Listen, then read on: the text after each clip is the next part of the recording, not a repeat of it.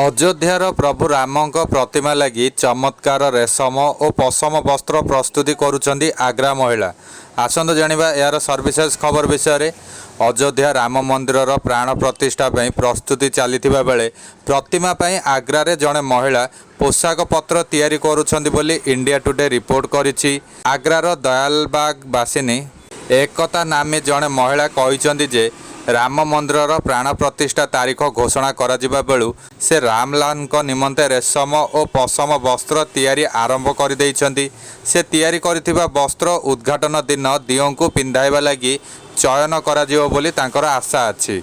एकता कहिसंती जे रामलाल प्रतिमार आकार विषय प्रथमे तांकर कोनोसी धारणा नथिला, तेणु से सबु डिजाइन बा आकार पोशाक तैयारी आरंभ कले।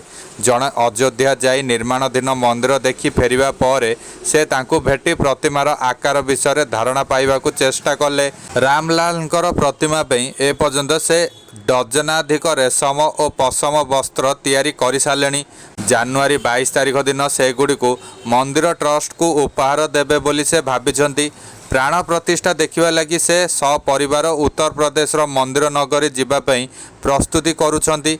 सीमित आमंत्रित अतिथि गहन में प्रधानमंत्री मोदी और अन्य नेता मानक उपस्थिति रे जानुआरी 22 तारीख दिन अयोध्या राम मंदिर उद्घाटन करा जिबा लगी कार्यक्रम स्थिर करा जायछि।